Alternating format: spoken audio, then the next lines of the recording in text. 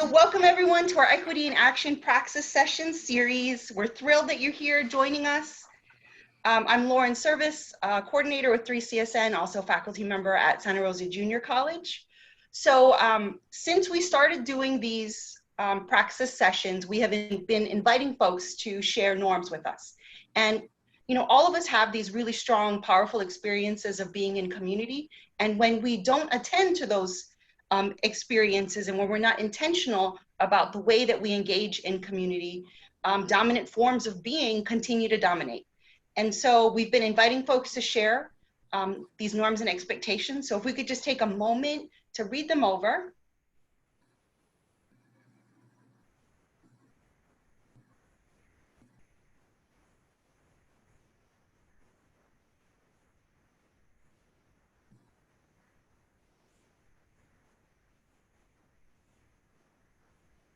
So as we're engaging together and collaborating, we'll ask that we have these norms in our minds, and if we can embody them in our work together.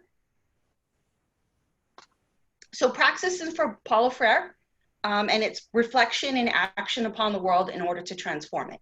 And his idea is that we have to both engage in critical reflection, critical knowledge building. We bring all of those things together into the work that we do in order to transform our world. And so we often hear about the great equity work that theorists, right, and our folks in higher ed and schools of education are doing. But what we want to do is we want to highlight the considerable work that is already taking place across California by equity practitioners. And so these are folks who are weaving reflection, action, theory, and praxis in order to transform their colleges and their courses. And I'm going to stop sharing here for a minute because we have, we're fortunate to have Louie Garcia here with us, who's going to talk about how to transition labs into an online space. And I think we all know that we are under a lot of work here, right? To transition our courses and transition the work that we normally do with students into an online environment. And I think there are a lot of questions about how do we transition a lab? And so we're just really thrilled that we have Louie here with us. So Louie, I'm gonna hand it over to you. Yeah, thank you. Thank you. So I'm gonna share my screen here. It says it's disabled for the participants.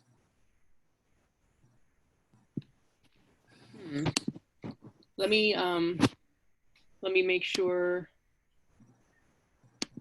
Yeah. Okay, I just made you a co-host, Louie. Ah, okay. That would probably help there. All right. So I'm gonna go through a PowerPoint real quick and kind of discuss. Wait a minute. Which one is it on? Can you see my PowerPoint or the PowerPoint slide? Okay, good. We see your PowerPoint. So construction is not something that it automatically lends itself to being in an online format. So when we had we were faced with the COVID, we had to decide, are we going to cancel classes or are we going to try to find a way? We came up with a couple different reasons. Well, obviously the most important reason was students, but we came up with a couple different ways on how to try to bring the hands-on activities.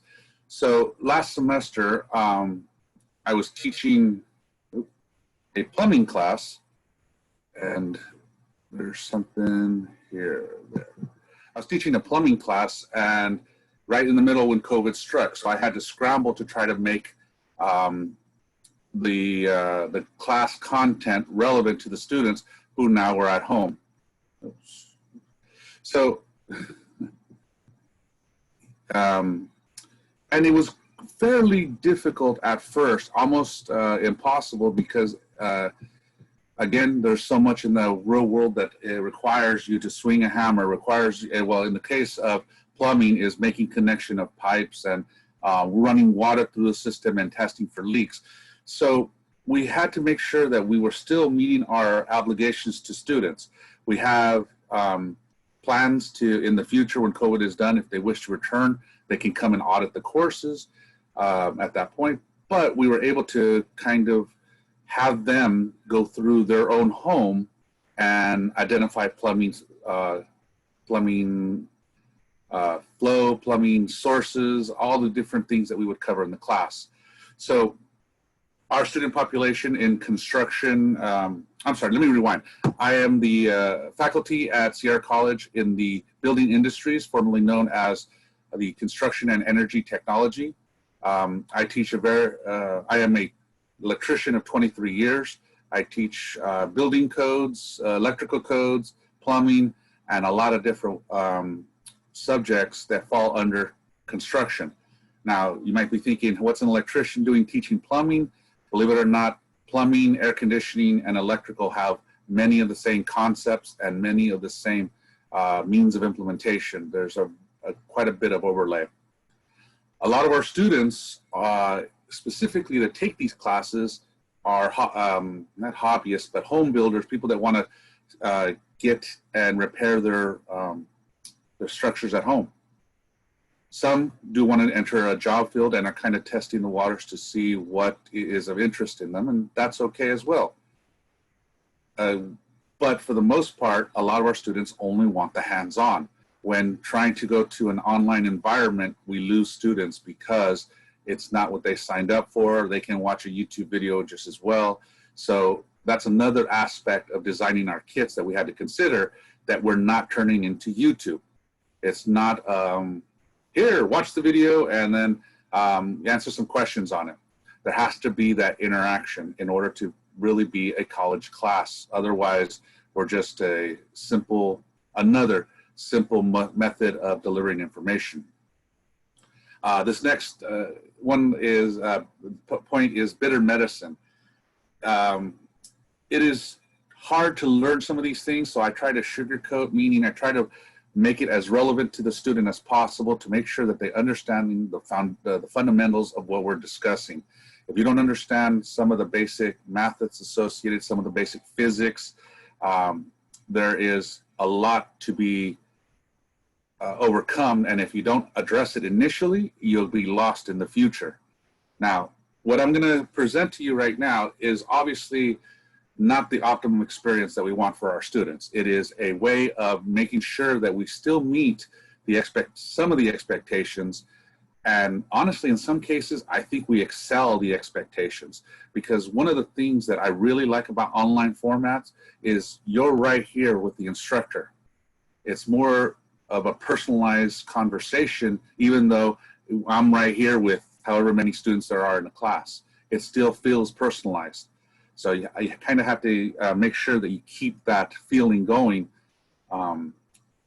That way the student has kind of a better experience with an online format. So with starting that, I don't like kits.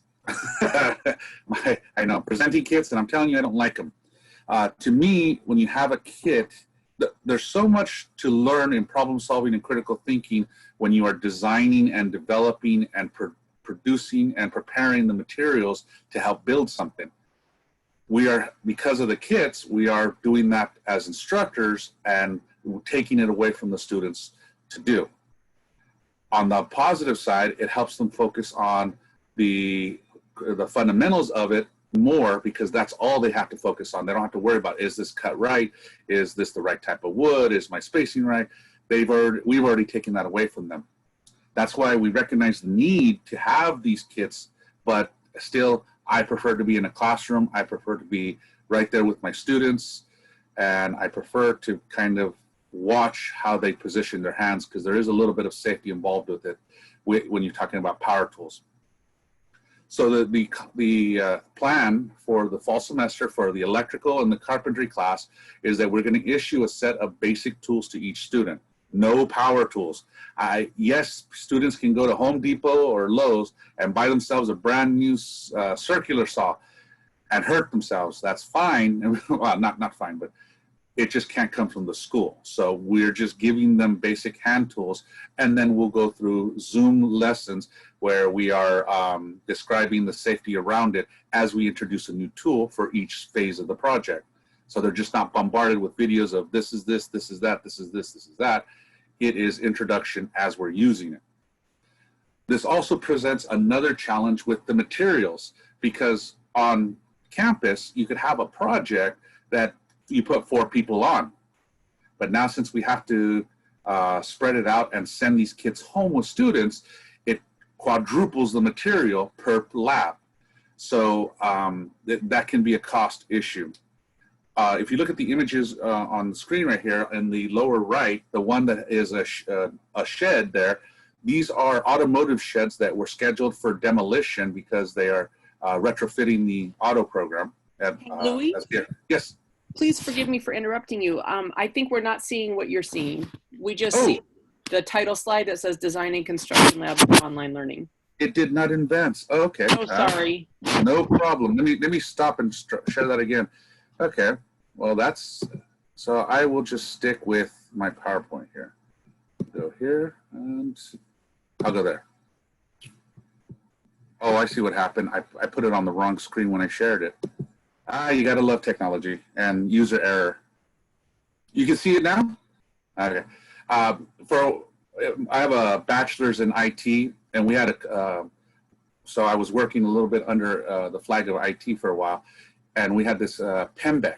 Problem exists between keyboard and chair. So, meaning it was the user error. It was a nice way of saying it. Again, so in the lower right here is some automotive sheds that were scheduled for demolition. I said, I'll take them. And they're like, why do you want our garbage? So what we're doing is I put in a few hours a day. Well, not this week, but last few weeks I've been putting in a few hours a day before it got hot outside. And I was dismantling them so that we had material to cut up and make these kits. In essence, we're repurposing old material. That way we don't have to purchase anything new, and it's just for students to beat up anyway, so it's not like this is a product that they're going to sell. The pictures that you see here, the center picture is what a traditional lab would look like. A full structure. Every student has a little kind of a cubby hole in which they would either wire or they would frame something out, or they would mount something to the wall. So the one on the left is one of my students who wanted to try on a high voltage suit in an electrical class. I just like that picture, I'll be honest with you. So now that we have the tools, we address the tools, we address the material, it's more on what do we do in the Zoom lessons? How do we make sure that we're reaching our students, and how do we make sure that even with Zoom, our Canvas is making sure that it's reaching our particular population of students. One of the things that I like to do is I use a website called Similar Minds, and it's a 60-question test that is basically based off the Jung-Myers-Briggs personality test. What I have students do is they take the test, and I tell them to kind of answer honestly. Don't try to game the system. Don't try to figure out what the questions are trying to lead you towards, because it'll give you better results. So once they take the 60-question quiz, they're issued a 4-letter combination that is a personality type out of the 16 that are available with the test. I have them read the description. Does it fit? Do they agree with it? 50, 60% of it. Are they good with that? If they're not, retake the test. Now, sometimes taking a test, they might have a little test anxiety, so they just answer what they think I'm looking for and not answer honestly. If they get the same letter designation, or if they're happy with their letter designation, I tell them to take that code, those 4 letters, go to YouTube, go to Google, and look for study habits that are recommended for people with that personality type. My personality type, and I have a slide that has all my characteristics. I agree with most of it, and some of the professions, the favorite careers I have actually done, and it fits pretty well. The idea is to have the students identify their own learning style and to see what they might need to do both in a face-to-face class and an online class in order to help them prepare to study right and to absorb as much as they can for their own style. So after they do that, and this is something I do face-to-face, with these kits, I also try to incorporate teamwork, but I'm working on this. So the next thing I do is, I'm a big fan of Mission Impossible. So what we used to do is I would have students form teams, and they would go onto different campus locations that were necessary for them to learn. In this case, financial aid office is in that picture. The instructions are on the left.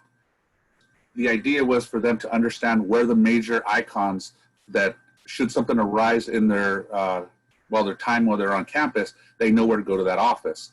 I've adapted this to an online format in which I invite people from the financial aid office into the Zoom sessions, which are asynchronous because people are trying to get work wherever they can. And then they answer questions if they can, or they give a pitch, and then it goes up on Canvas. And if a student has any questions, not only do they have a name, but they have and contact information, but they have a face. So now if they want to converse with that person of whatever their issue may be, they can do it face to face. I do that also with these kits in which I invite, last semester for the plumbing class, I invited 3 plumbers and a plumbing apprenticeship to come and speak. Each plumber did a live action kind of lab, crimping pipe, talking about how to cut and ream copper pipe, how to sweat. So they weren't just hearing it from me, but they were able to see it with someone who they can go back and forth with. And I found that relatively effective. I plan to continue it and try to invite more people to it. If COVID continues on and we're in lockup, then I kind of want to do a field trip where I'm streaming live, and they can ask questions and I can try to answer them or point out things. So that's a new one for me because I really don't like being on camera. So I'm trying this out. So for the plumbing class, how did I do it? How did it work for me as well? So we talked about the bathroom assignment, but I wanted to make sure that students had multiple ways of presenting the information. Not everybody's comfortable with doing a video. So I used the Canvas, the upload media. I used a Canvas tie-in with Flipgrid. And if they didn't feel comfortable with the video, they could take a picture of their piping underneath their sink, and they could easily go through. Oops, let me, I'm going to admit somebody here. It popped up there. They could go through, take a picture, and then add labels in a Photoshop or in some kind of a phone app that allows you to add tags to the image. Last but not least, they could submit it under a PowerPoint presentation if they wanted. So what we did is we did the bathroom, we did your kitchen, a water heater, and a water closet. A water closet being your toilet. So you lift up the lid on the tank, you identify all the parts and pieces, and you can actually, flush it and discuss it. Several people chose the video because they were comfortable with that, which is fine. But I wanted to make sure that they got to know the plumbing products and plumbing sources in their house as part of the education. That's the best way I can think of relating the information from the textbook and from the lectures to a practical experience. You're your own home. So let's see here. I'm looking at developing additional kits for the fall semester for the electrical class. And that's, at this point, I'm gonna show you how I intend to do a little bit of the circuit tracing and how I've done it already for a few classes. I was gonna play a video, but I was like, I could just do this live. And the way I'm gonna do that is, if you look at the participants in this, you'll also see my name a second time. And what that is my cell phone. And so what I'm gonna do now is I'm going to stop my sharing from my laptop, and then I am going to go to my cell phone and share my screen. Ooh, I might need you to make my cell phone a co-host.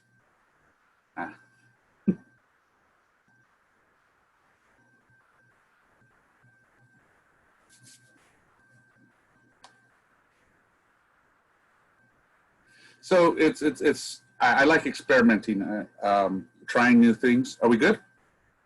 Okay, so I'm gonna share my screen for my cell phone. Sure. Okay.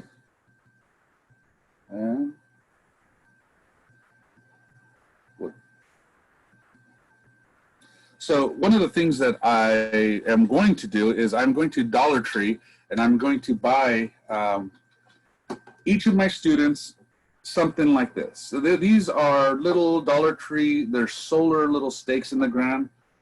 And the reason is I like to use these as a model so that I can disassemble, and then together we can do a little bit of circuit tracing in here. So I would start with the solar panel as the source, which is right up in here, and I can even draw it out as a kind of a battery, and you put the arrows going in to represent that it's solar power.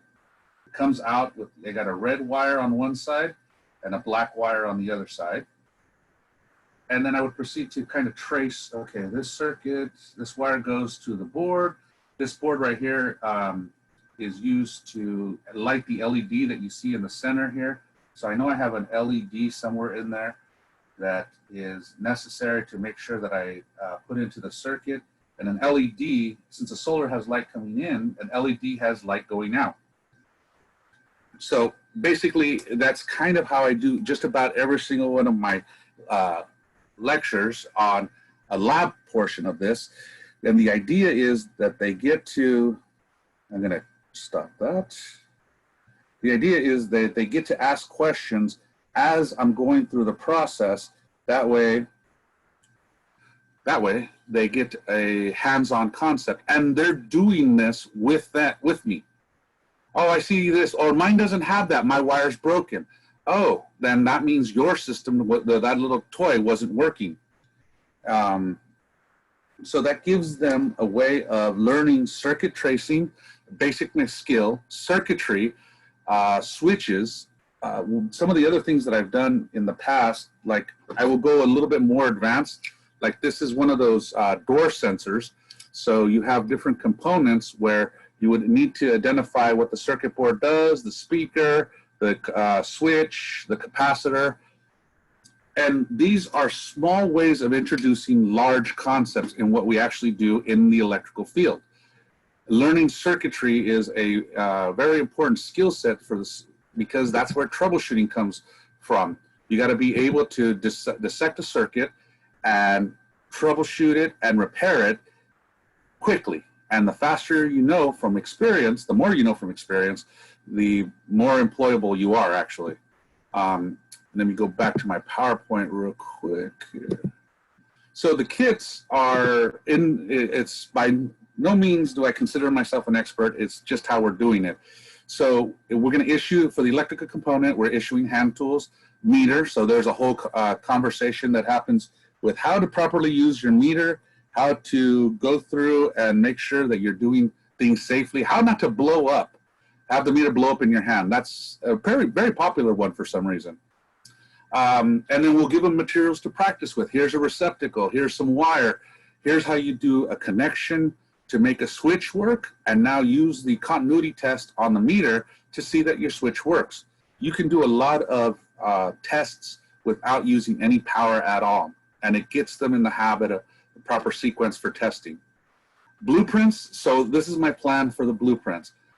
The labs are going to be that part of the tools they get is a tape measure. They are going to measure the interior of their house, every room, every wall, the height, and then they're going to draw all the fixtures, where your receptacles are at, where are your switches at, where's your ceiling fan at, anything that's in the house itself, not what you add to it, but what came with the house.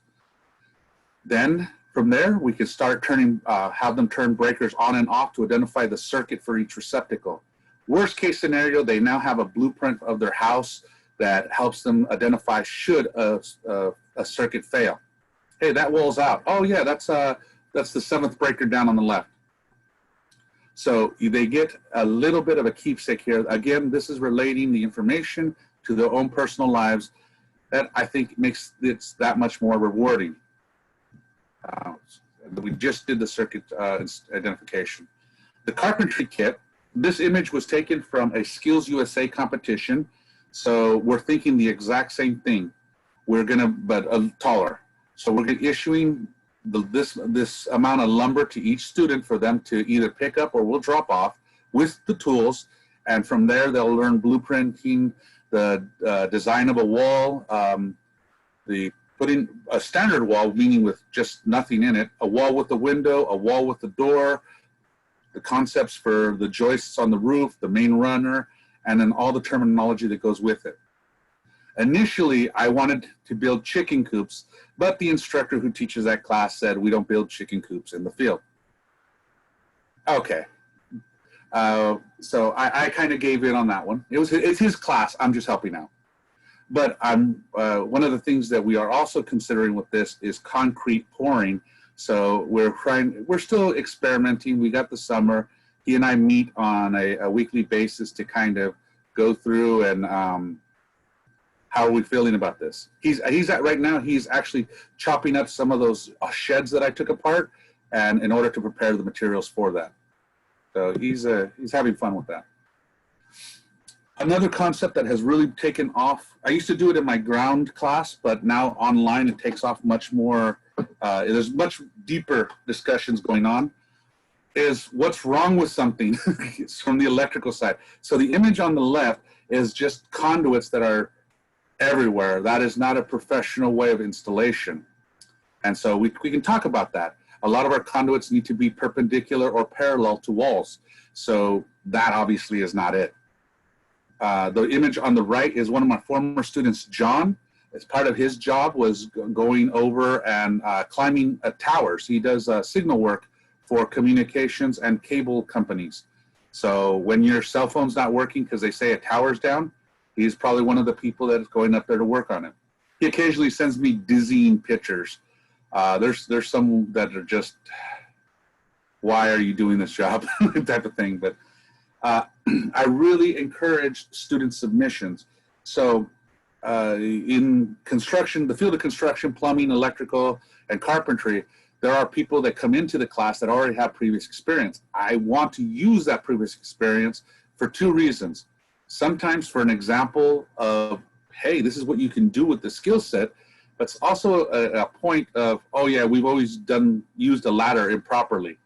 Well, let's discuss that. So it brings a lot of discussion and conversation to it of how people have done things incorrectly and how we can do it better and safer.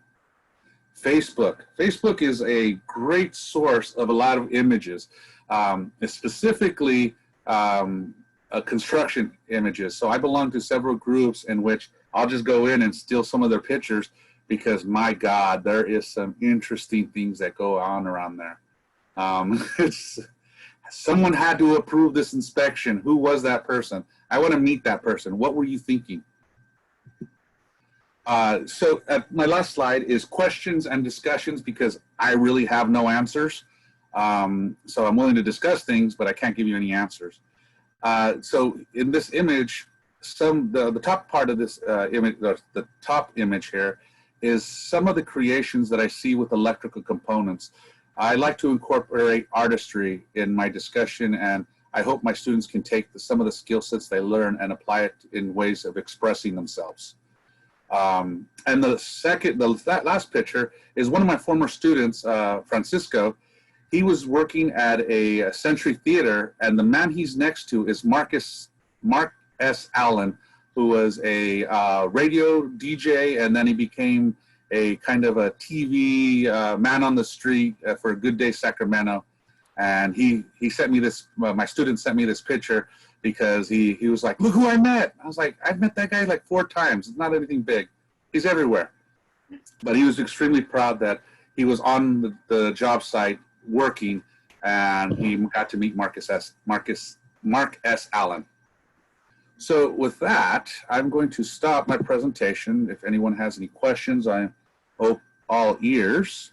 But like I said, by all means, I like to experiment, so I don't believe I know everything. I am willing to learn from anyone.